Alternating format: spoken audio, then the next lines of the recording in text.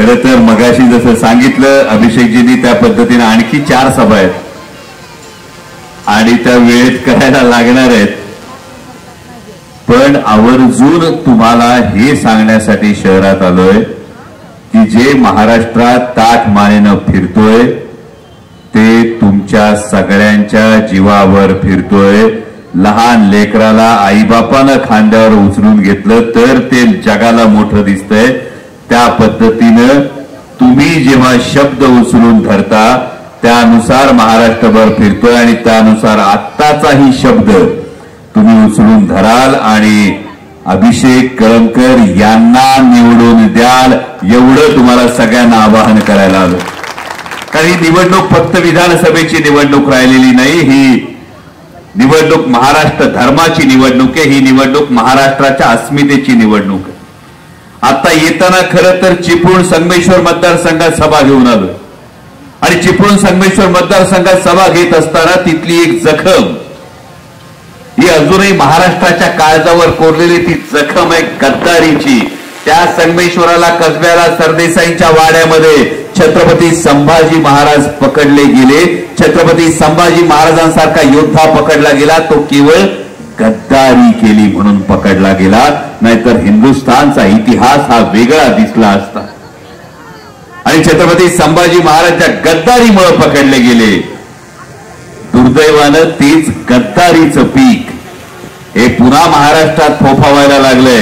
हिंदू हृदय सम्राट शिवसेना प्रमुख बाळासाहेब ठाकरेंची शिवसेना फोडण्यात आली. माननीय पक्षप्रमुख उद्धव साहेब ठाकरे यांच्याबरोबर गद्दारी करण्यात आली आणि 2 जुलै 2023ला ज्या आदरणीय पवार साहेबांचा फोटो दाखवून ज्या आदरणीय पवार साहेबांच्या नावावर 2019ला मतं मागितली होती, 2023ला त्याच पवार साहेबांचं बोट सोडण्यात आलं आणि पवार साहेबांचं बोट सोडून आता गुलाबी रंग पांघरणाऱ्यांमध्ये नगरच्या विद्यमान लोकप्रतिनिधींचा सुद्धा समावेश आहे. पण विद्यमान लोकप्रतिनिधींना मी सांगू इच्छितो की गुलाबी रंगामध्ये गद्दारीचा डाग लपत नाही आणि म्हणून गद्दारांना त्यांची जागा दाखवून देण्यासाठी आज मुद्दाम नगर शहरात तुमच्याशी संवाद साधायला आलो. कारण ज्या पवार साहेबांनी प्रत्येक वेळी संधी दिली, एकदा नाही, दोनदा नाही, तीनदा नाही, 4 वेळा घरात आमदारकी दिली, त्या आदरणीय पवार साहेबांशी जर धोका देण्याचं काम झालं असेल, जर त्या पवार साहेबांच्या विरोधात भूमिका घेण्याचं काम झालं असेल तर पवार साहेबांची खासियत आहे सुजल्यावर कळतंय पवार साहेबांनी मारलंय कुठे. आणि म्हणून या नगर शहरामध्ये येऊन बोलत असताना जी भूमिका घेतली गेली, ही भूमिका घेत असताना अनेकांनी सांगितलं ही भूमिका विकासासाठी घेतली गेली. बरोबर, तुम्ही ऐकली असतील लंबी चौडी भाषणं, विकासासाठी भूमिका घेतली गेली. जर विकासासाठी तुम्हाला गद्दारी करायची होती, विकासासाठी ही भूमिका घेतली, तर तुम्ही भूमिका घेतल्यानंतर नगर शहरातल्या तरुणांसाठी किती रोजगार आले. जर तुम्ही विकासासाठी ही भूमिका घेतली होती तर नगरच्या MIDC मध्ये किती नवीन प्रकल्प सुरू झाले याची उत्तरं द्यावी लागतील. जर तुम्ही विकासासाठी भूमिका घेतली असं म्हणत होतात तर इथल्या शेतकऱ्याच्या सोयाबीनला काय भाव मिळतो याचं उत्तर द्यावं लागेल. कांदा उत्पादक शेतकरी असेल, सोयाबीन उत्पादक शेतकरी असेल, पलीकडे कापूस उत्पादक शेतकरी असेल. विचार करा, 2014ला पेट्रोल 70 रुपये होतं, आज 105 110 रुपयावर गेलं. डिझेल दुपटीने वाढलं. DAPची बॅग 450 वरून 1650 रुपयाला गेली. 5800 रुपये सोयाबीनला भाव होता 2014ला. आज सोयाबीन जाते 3800ला. मग हा विकास अभिप्रेत होता का तुम्हाला? तुम्ही पक्षाची नावं पळवली, चिन्ह पळवली आणि आज या महायुतीच्या सरकारच्या काळामध्ये दिवसाला 8 शेतकरी आत्महत्या करतायत. 8 शेतकरी. जेव्हा कोणी जातीविषयी धर्माविषयी मतं मागायला येतं त्यांना आवर्जून हे सांगायला पाहिजे की जेव्हा महाराष्ट्रातल्या दिवसाला 8 शेतकरी आत्महत्या करतात ना, तेव्हा तो विष पिऊन गळफास लावून आत्महत्या करणारा शेतकरी, जेव्हा 200 शेतकऱ्यांच्या दारात दर महिन्याला तिरडी ठेवावी लागते, 200 शेतकऱ्यांचं सरण रचलं जातं आणि 200 शेतकरी कुटुंबातली लेकरं जेव्हा अनाथ होतात ना, तेव्हा तो शेतकरी माळी समाजाचा असो, साळी समाजाचा असो, मराठा समाजाचा असो, इतर कोणत्याही समाजाचा असो, त्याची जात शेतकरी असते आणि त्याचा धर्म तो काळ्या आईचा असतो. त्या शेतकऱ्याचं जेव्हा वाटोळ होतं, त्याच्या ताटात जेव्हा माती कालवली जाते आणि माती कालवली जात असताना तुम्ही मात्र गद्दारी करून स्वतःच्या तुंबड्या भरण्यासाठी जर सरकारमध्ये बसत असाल, तर ज्या महायुती सरकारनं शेतकऱ्याच्या ताटात माती कालवली, त्यांच्या राजकीय स्वप्नांना मूठ माती दिल्याशिवाय आता महाराष्ट्र गप्प बसणार नाही. आणि ही खरी परिस्थिती. म्हणजे वेदांता फॉक्सकॉन गेला, टाटा एअरबस गेला, बल्क ट्रक पार्क गेला, 5.5 लाख कोटी रुपयाची गुंतवणूक गेली. 5.5 लाख कोटी रुपयाची गुंतवणूक जात असताना तुमच्या नशिबातला जो रोजगार होता, 5 ते 6 लाख तरुणांच्या नशिबातला जो रोजगार होता, तो हिरावला गेला. म्हणजे लहानपणापासून आईबाप सांगतात शाळेत जा, नंतर सांगतात कॉलेजला जा, बाबा अभ्यास कर, डिग्री घे, डिग्री पोरग घेते, सर्टिफिकेट घेते आणि फायली घेऊन इंटरव्ह्यू साठी फक्त हेलपाटे मारतंय. त्याचा घासून घासून चपला झिजतात पण नोकरी मिळत नाही. याचं कारण महायुती सरकार दिल्लीतून गुबुगुबू वाजलं का माना डोलावणाऱ्या नंदी बैलासारखं काम करतंय. दिल्लीतून गुबुगुबू वाजलं, जाऊ द्या वेदांता फॉक्सकॉन गुजरातला आहे, गेला गुजरातला. जाऊ द्या टाटा एअरबस बाहेर गेला, टाटा एअरबस बाहेर. जाऊ द्या बल्क ट्रक पार्क.